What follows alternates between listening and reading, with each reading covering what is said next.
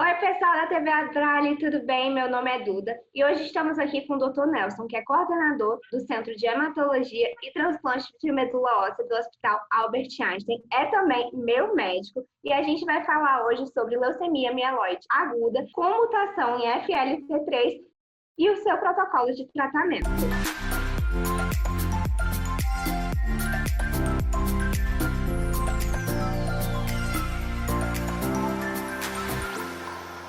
Doutor Nelson, para começar a nossa entrevista, eu queria que você explicasse o que é a leucemia mieloide aguda e como ela se desenvolve. Bom, em primeiro lugar, eu queria agradecer a TV Abrali, esse pessoal maravilhoso da Abrali, agradecer a Duda, essa gracinha, e respondendo a tua pergunta, Duda, leucemia mieloide aguda é um tipo de câncer do sangue. Hoje nós sabemos que todo câncer é produzido por uma mutação genética. E é importante que as pessoas saibam que ter mutação genética não quer dizer que é hereditário, não passa de pai para filho, nem do paciente para os seus filhos. Então, a mutação ela ocorre naquela célula que está dentro do osso, dentro da medula óssea, e por algum motivo que a gente desconhece, porque em algumas situações até se sabe que pode causar mutações. Por exemplo, a gente sabe que, por exemplo, quando teve a bomba de Hiroshima, naquela época da guerra, né, aquela irradiação foi capaz de trazer leucemia para uma parte daquela população que foi atingida. A mesma coisa aconteceu no acidente de Chernobyl. A gente sabe também que algumas substâncias químicas, como por exemplo o benzeno, utilizado em altas doses ou inalado em altas doses por muito tempo, também pode ser uma causa.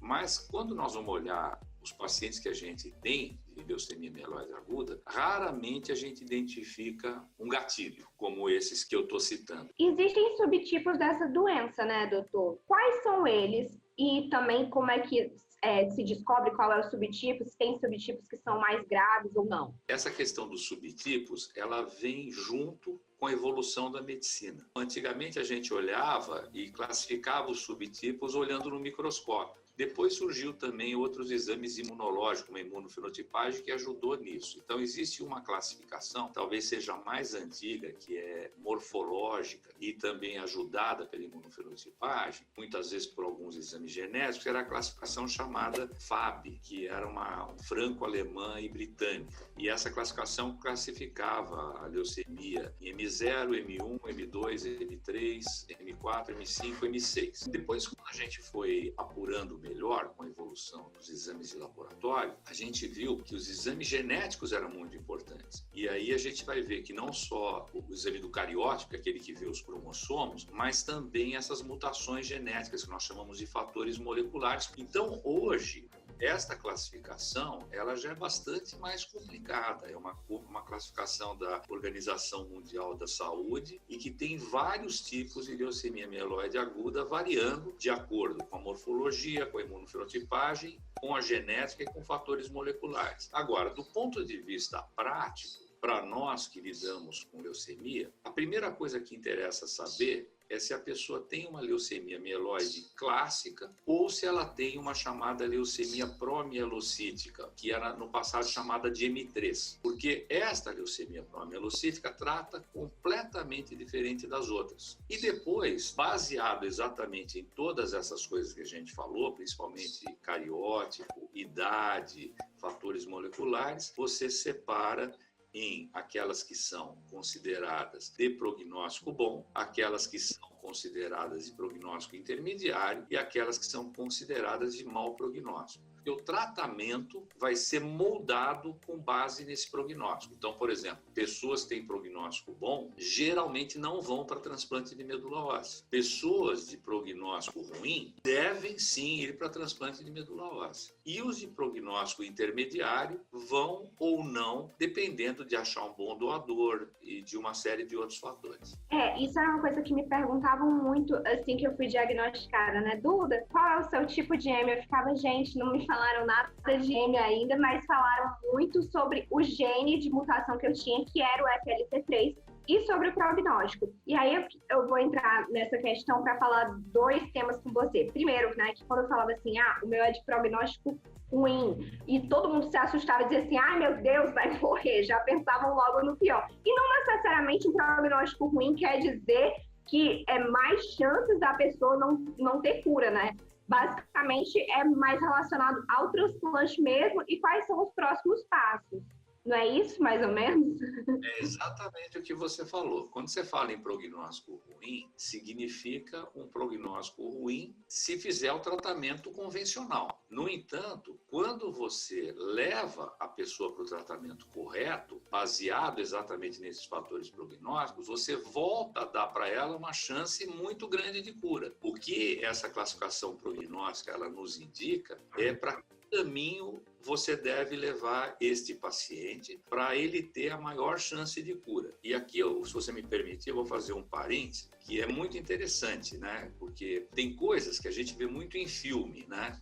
Então, nos filmes é muito comum as pessoas falarem assim, doutor, quanto tempo eu tenho de vida, né? Ou as pessoas falarem assim, qual que é a minha porcentagem de chance? Esse ponto é muito importante. Quando você vê essa questão dos fatores prognósticos, o que significa é que se você tratar com o transplante, a chance ou a porcentagem de cura é maior. Se você não tratar com o transplante, não é que a chance é 0, mas a chance é menor. Então, o que você opta? Você opta em tratar pelo transplante. Agora, para a pessoa, essas porcentagens não valem nada. Então, essa questão das porcentagens, ela é muito importante para nortear o médico na escolha do tratamento. Então, se com o tratamento a chance do paciente ficar curado é 20%, e com o tratamento B, a chance dele ficar curado de 80%, qual que você vai escolher? E a mesma coisa essa questão de tempo de vida, né? E falando sobre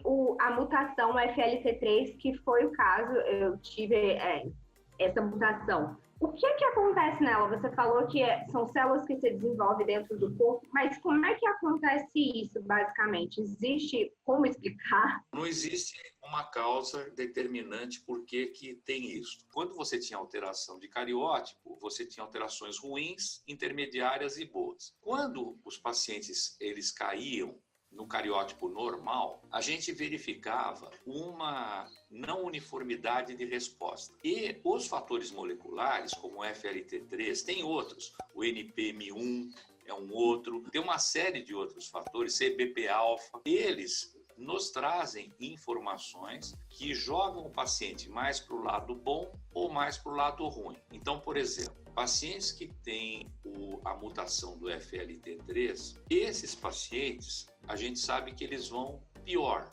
Apesar de que hoje a gente tem visto que também depende da quantidade de FLT3 que eles têm, né? Então tem hoje laboratórios que medem se essa relação é maior ou menor que meio. Por outro lado, o gene NPM1, que dá em torno de 27% das pessoas, é um gene bom, é uma mutação boa. Então esta pessoa geralmente não vai para transplante de medula. Quando a pessoa tem só o FLT3 sem o NPM1, ela geralmente é levada ao transplante de medula óssea. Quando ela tem os dois, aí depende desta quantidade, do meio ou não, e fica naquele negócio do intermediário. E o intermediário depende de ter um bom doador. Outros tentam ainda fazer quimioterapia e levam para o transplante se recidivar lá na frente. E mais ainda, o FLT3 trouxe mais uma coisa boa, que surgiram remédios para ele. Então, você tem inibidores desta mutação. Aí a grande vantagem é que esses inibidores, eles mudam a sobrevida